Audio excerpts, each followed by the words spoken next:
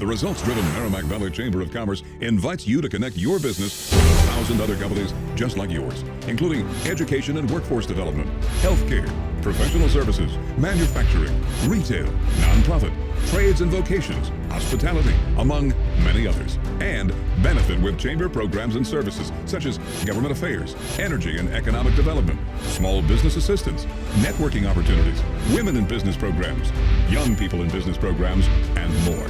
We invite your business to become a starring member of the Merrimack Valley Chamber today and see what a difference this chamber will make for you. Join your community's most trusted, effective, and relevant business network connection today. The Merrimack Valley Chamber of Commerce.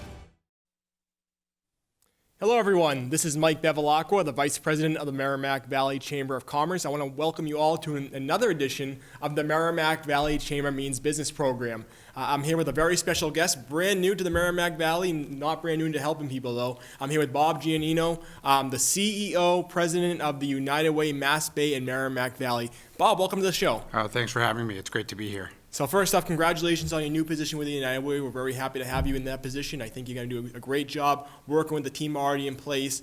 Real quick, why don't you tell everyone at home a little bit about you and also exactly what the United Way Mass Bay and Merrimack Valley is, who they help, and some of the areas you work with. Great. Well, I'm a lifelong Massachusetts resident, have lived in the greater Boston area my entire life. Sure. I have a lot of family up here in the Merrimack Valley, so it's almost like coming home here. Yes. And spent a lot of time up here.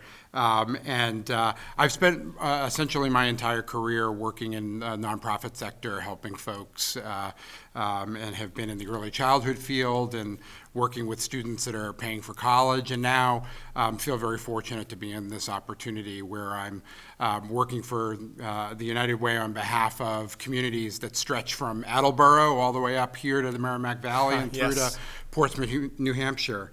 The United Way is one of our nation's oldest nonprofit organizations, and here in Massachusetts, we're focused on partnering with the private sector and the nonprofit sector to solve difficult, challenging, entrenched issues in our communities.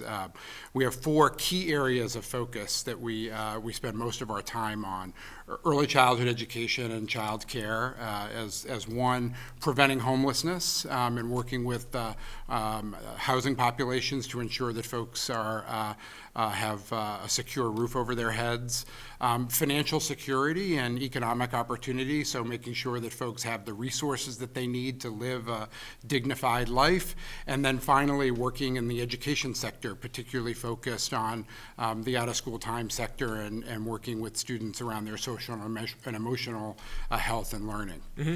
You know, one of my favorite things about the United Way is you help, as you were just saying, a very vast group of individuals. Anyone that needs help, the United Way is able to help. And whether you're homeless or just someone who just needs that little bit of boost to get by for the next month, you're able to help people, which is great. How do people take advantage of working with the United Way or getting those programs with the United Way? Yeah, so we really partner. We find and identify and find the best nonprofit organizations across Eastern Massachusetts that are working with folks that are in need. And we really see that those 170 agencies that we fund as our partners in identifying those folks that need the most help. And then our role is to get those nonprofits the resources that they need to serve those folks best.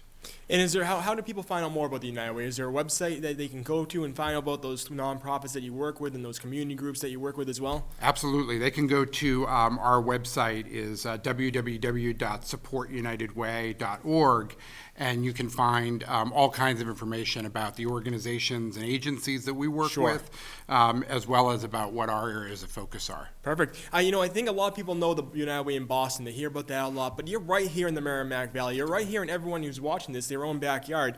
What areas of the Merrimack Valley do you assist with, and how can people learn about those ones as well? Yeah, I mean, we stretch throughout the entire Merrimack Valley, and so we're focused on working with communities from Lawrence, Lowell, Methuen, Haverhill, all over the valley up here, and we do quite a bit of work in all of those domains that I mentioned before, in working with youth, child care programs, homelessness programs, to ensure that that the folks in the Merrimack Valley have the resources and the supports that they need to thrive. And we have an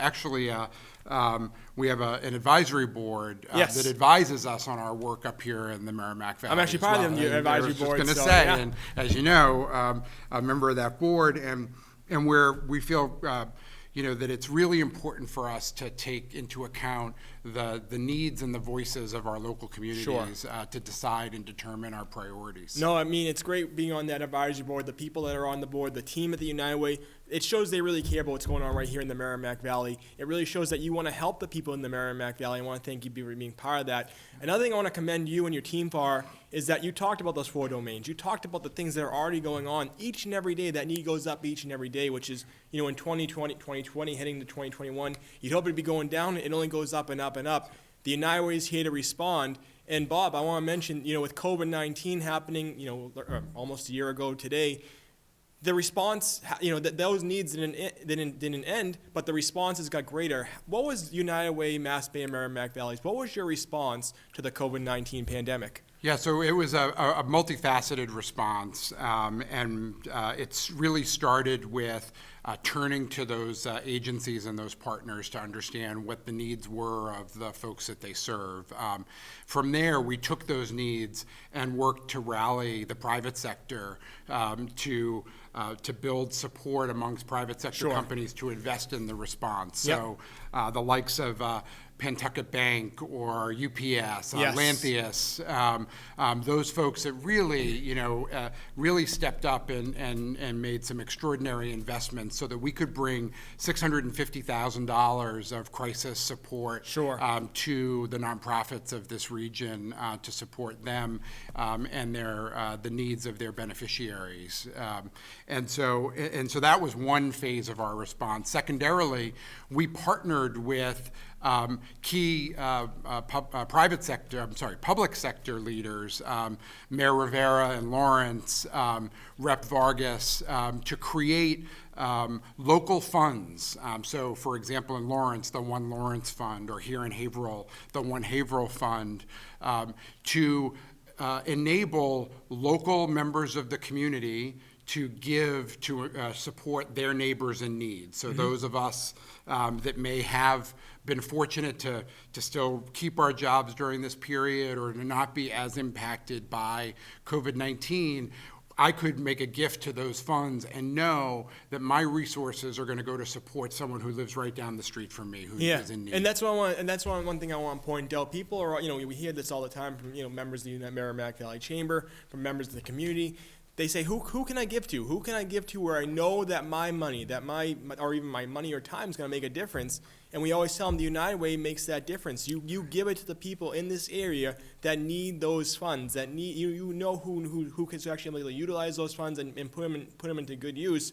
And one thing you mentioned about companies like Pentucket Bank earlier that have their employees work together to give to the United Way. It's amazing to me during this time, during this pandemic, where everyone's personal needs have gone up. People are still willing to give back, and I want to commend those companies who work with the United Way to help give back. Absolutely. It takes companies who want to mobilize and rally their employees. Yes. And then it takes employees to recognize that when I have something and I know that others might not have it, to feel like it's our responsibility to pick one another up so that, our full communities are as strong as they possibly can. I mean, we all know, in the private sector in particular, when large numbers of us are struggling, our businesses don't thrive as much. The other kinds of civic organizations aren't in a position to be able to help residents as much as they'd like to. And so that person-to-person generosity, philanthropy is so important to not just the work that we do, but making sure the communities thrive. That's great. You turn the news every day, you hear bad news and bad news and bad news. But it's news like this where you hear about people wanting to help other people, which I think is great. And again, I want to thank you, your team, and all those who give back to that for doing that job. Bob, I just mentioned earlier, we're almost, I can't believe we're almost a year into this pandemic. The need hasn't stopped, obviously. Tell us what you're seeing Tell us what you're seeing, with food insecurity or housing assistance, and what is it going to take for these communities to come together to get through this need, and obviously when this is all over, we end up rebuilding. Yeah, I mean, what we're seeing, it's quite heartbreaking, actually, what we're seeing now. Massachusetts has experienced the largest increase in food insecurity of any state in the country versus last year. So we're seeing overwhelming food insecurity among our residents across the Commonwealth, and it's particularly true here. We saw unemployment at an all-time high for our state. We had the highest rate of unemployment this summer. Sure. And we had communities like Lawrence, for example, among the state's leaders in unemployment among their residents. Not something that any of us want to be leading in at this period of time. No. And then, the third thing that you asked about and you mentioned is housing security. There's 100,000 families across the Commonwealth right now who are at risk of either being evicted from their rented home or who won't be able to make a mortgage the mortgage payments in order to keep the homes that they own. And with the eviction moratorium ending back in October, we've already started to see more and more cases start to pile up in housing courts, and we're keenly aware, and we're rallying all kinds of resources to respond and to support folks to be able to make those payments and stay in their homes. Yep. The real challenge is when you talk about all of those things, we talk about food security, housing, other basic needs. Now that we're in the winter and we have a snowstorm, bearing down on us. Something new every day, it seems like. Absolutely. It's how do I keep my home heated? Yep. And if you're limited in your resources, imagine having to make the choice between whether or not you're putting food on your table or keeping a roof over your head or making sure that it's warm enough for your family to stay at home. And so, so we're really trying to rally our companies to continue to build that ethos of generosity and support through this in the way that so many have rallied, because we have probably a good 6 to 8 or potentially more months ahead of us of being able to be there for our residents to make sure that they can get through this. Okay, so how do we recover and rebuild? Is it coming together and going together as one, pretty much, as you were saying? Yeah, it really is. I mean, I think what we need is our public sector to identify ways that the public sector is doing, it's continuing to do its share to keep us safe and to bring resources along to ensure that. And I think up until now we've seen incredible leadership among our state's mayors, the governor doing what we've needed of him to make sure that we're making the right choices for the Commonwealth. So we need the public sector to continue to step up, and we need private sector companies and individuals to do everything that they can to continue with that spirit of generosity and support for our neighbors. And then I'd say the other thing that we need to make sure is true, and we've seen all kinds of examples of this, is we need to be looking out for one another at the personal level as well. Checking in on our neighbors that we know might be vulnerable. When we go to the supermarket, maybe buying, a little bit more food and dropping it off at our local food pantries or to our neighbors who we know, might, benefit from an extra meal here or there. Thinking about how do we weave in those opportunities for generosity, person to person, that will make such a big difference in getting us through all of this. Yeah, that's one of the great things I've been seeing through this pandemic is, some of the restaurants who are, really struggling and taking a big hit from this, they're still giving back to the homeless shelters. They're still making meals for those in need. And, it's seeing people come together like that, which is, I think, will help us get through this and persevere once we are through this as well. So I think that's great. Another thing I love is the One Haverhill Fund, the One Lawrence Fund, which we've seen from the United Way. I know you spoke about that a little bit earlier, but it's really showing everyone coming together for the greater good. Why don't you tell everyone at home just a little bit more about those two funds and how they can get involved? Yeah, so those funds, you can go to our website that I had mentioned before, and link right to those under our COVID-19 page. It has all of our local town individual funds. So if you have if you live in Haverhill, if you live in Lawrence, and you want to give specifically to ensure that your neighbors are being helped, you can go to those funds, or you can make a general gift to United Way at supportunitedway.org, and you can make sure that those funds are going to help people in need. The work with the local municipalities has been tremendous. I mean, and there's great vision among the public sector leaders of particularly in this region in the Merrimack Valley. For example, the One Lawrence Fund actually helped us deliver food and other resources to 2,400 families in Lawrence through the One Lawrence Fund. Yep. And similar kinds of great stories about all of the other individual city funds.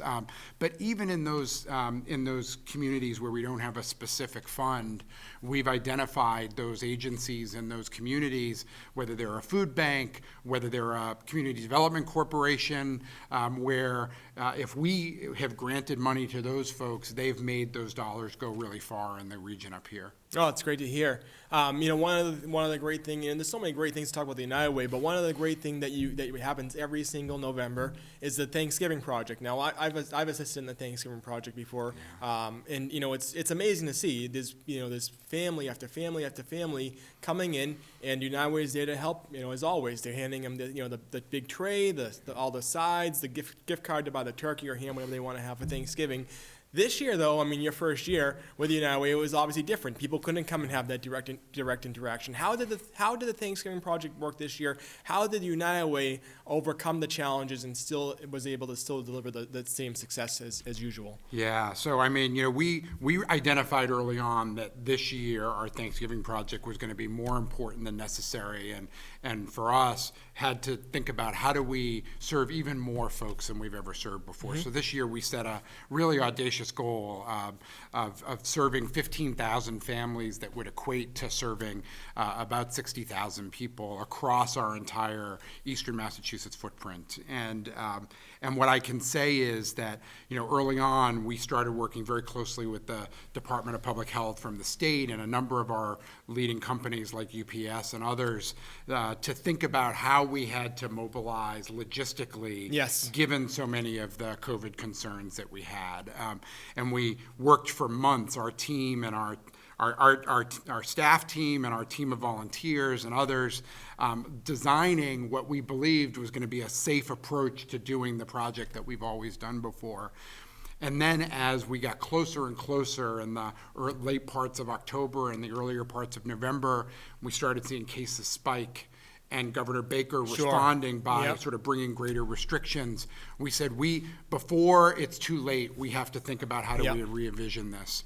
So we pivoted from a mostly food distribution effort, where we distributed enough food for folks to have Thanksgiving meal and meals even for a couple of extra days, to distributing gift cards to families almost entirely across this entire region. And so we were giving out $50 gift cards, and in some places also augmenting that with some food supplies that we could provide, and then distributed nearly $250,000 of food to food banks across the region. So what ended up happening was that instead of serving the 15,000 families that we had originally targeted, we served nearly 24,000 families with our gift cards, with the food that we distributed, that reached nearly 100,000 people.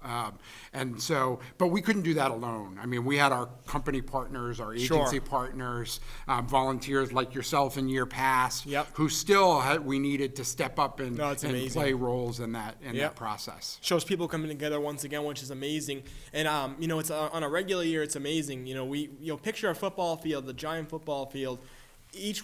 Picture putting a bag in each one of the spots so it covers the entire field. That's what the United Way does, and then they give those bags out to those families that are in need, and are able to give them that Thanksgiving dinner. And it's amazing that even during this pandemic, during these times with all the challenges, you're able to still overcome the challenges and help those families out. So thank you for that. Well, I appreciate that. I mean, it's really a testament to the commitment of our Yes. staff and our key partners along the way, and it led to nearly 2,000 families here in the Merrimack Valley being served as a part of Yeah, that. definitely. You have an amazing staff. I got to mention Cal Williams, who is usually on this show, and he's, we always say Cal's does an amazing job, always cares about everyone else rather than himself, which is, I think, a testament to what the United Way is, and your staff as well. So I want to say congratulations to your team on a job well done with that. I know one of the new programs you have going on is the Best, I'm just going to read it so I can get it right. Best Hospitality Training, Unite Here, Local 26, and United Way launch Hospitality Workers COVID-19 Emergency Fund.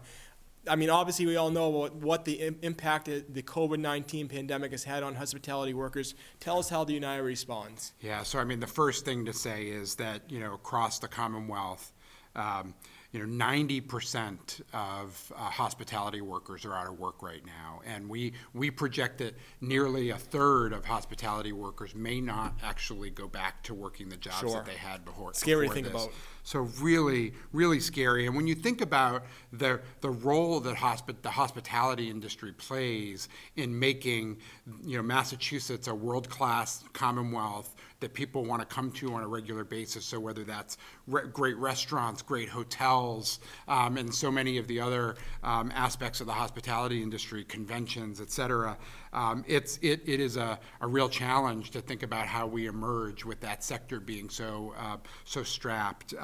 So we partnered with Best Hospitality and with Unite Here Local 26 to launch a fund to support hospitality workers, and we're actively raising resources to fund to create that fund and to distribute resources to help many of the workers address those needs that we talked about earlier, whether it's, paying their rent, whether it's, heating their homes, putting food on their table for their families. These are the kinds of trade-offs that so many folks that are out of work right now have to make. And we really felt like it was important because of how decimated this particular industry has been, that we rally to respond to them. And the initial response has been tremendous. Each and every day we hear of important gifts that have been made to that fund. Oh, it's amazing, and I think rightfully so. A lot of people talk about the restaurants, with the limited capacities in the inside, or not being able to have indoor dining at all. And rightfully so. You got to mention the restaurants, number one, but I think a lot of people forget about the hotels that really can't have anywhere near capacity if people are even going to hotels right now. The function halls, which are, can't have functions right now more than 25 people. And you think back to for the restaurants and in these hotels and these function halls. I think a lot of people right now, we're right around Christmas. I think a lot of people are saying they can't have those Christmas parties they usually have. They can't have those Thanksgiving dinners they usually have. But people are forgetting this goes all the way back to Easter, Mother's Day, Father's Day, college graduations, all those. Big functions that these businesses rely on to keep people employed, to keep going to money going back to their own families. That's gone. That's all gone. That's not going to come back. And I think that's why it's important for a group like the United Way to give back to those people in need and to take part of this. So how do these people learn more about this program? How do they be part of it themselves? Yeah, if you go to our website at supportunitedway.org, you'll find a quick link to the page for the Hospitality Workers Fund, and you can make a contribution right there. Oh, it's great. One thing you talked about earlier, one of those four main pillars of the United Way is education. It's educational literacy, our children as well. What does the United Way do with education? How do you help out with that? Yeah, so there's a broad spectrum of programming that we support in the education sector. So it starts with early childhood. We're the largest private funder of early childhood education across the Commonwealth of Massachusetts. So that's a big area of focus because, one of the things that we know is that if children get a good early start on their educational career, that investment pays off significantly over the course of a young person's educational lifespan. So that's first and foremost one of our big areas of focus. In addition to that, we have a we're a major funder of the out-of-school time programming sector. So after-school programs, YMCAs, Boys and Girls Clubs, those nonprofit organizations and agencies that play a key role in building on what happens during the school day is a huge focus of our work. And then in addition to that, we're also supporting organizations that are helping young people navigate some of the more social and emotional needs that they might have in their lives. Because if if you're not taking care of the whole child, they're not able to thrive in their school day and in their learning. And so we're really involved across the spectrum. No, it's great, and that's great that United Way looks at all the issues that are going on with the young people and addresses each one of those needs. Has a program designed to assist and help with each of those needs. So I want to commend you for that, Bob. As we're closing out the show, I want to ask you. What are you seeing firsthand? Is it the power of people coming together that gives you hope in the future with this pandemic, with the needs that you addressed earlier? What gives you hope going further? I mean, there's a lot. There's a number of things I could point to that give me hope, and certainly the response of the private sector and private individuals to helping those in need is the number one thing that gives me hope. But I'll also say that one of the things that gives me hope and truly helps me believe that we can be on a path to rebuild our region even stronger than it was before this is the innovation and the creativity that folks have brought to addressing this pandemic. And whether that's out of school time programs that have readapted their entire programs, have adopted new spaces or new ways of delivering their content, or whether that's some of our homelessness organizations that, as a result of the pandemic, have had to reduce, their beds in a particular space, but have figured out how to still continue to serve the number of folks that they were serving before. So much innovation, so much creativity, so much ingenuity gives me real hope that we're going to come out of this. The perseverance of these groups, finding ways to overcome the obstacles, working with great groups like the United Way. It's been amazing to see. And like you said, people helping people, I think that's the main thing right there. And that's what the United Way does. Each and every day you help people, which is great to see. You have groups come in that help people, and you're able to assist them in accomplishing that goal. So I want to thank you again. One last time, I just want you to talk about how can businesses become involved? If people want to volunteer, how can they be involved? How do people get involved with the United Way? Yeah, so we have an amazing team of folks that work with companies that want to be philanthropic in their communities, like Cal Williams that you mentioned before. The best. An entire team of folks that are there to work with us. And I know I probably sound like a broken record at the end of this, but anyone, whether it's an individual who has resources or whether it's a company who wants to get involved, you just need to go to supportunitedway.org, all one word, supportunitedway.org, and on there you can find all the resources necessary to connect to your community. Perfect. And is there an assistance line if people have a need as well? Absolutely. I mean, one of the great benefits that United Way brings to bear is that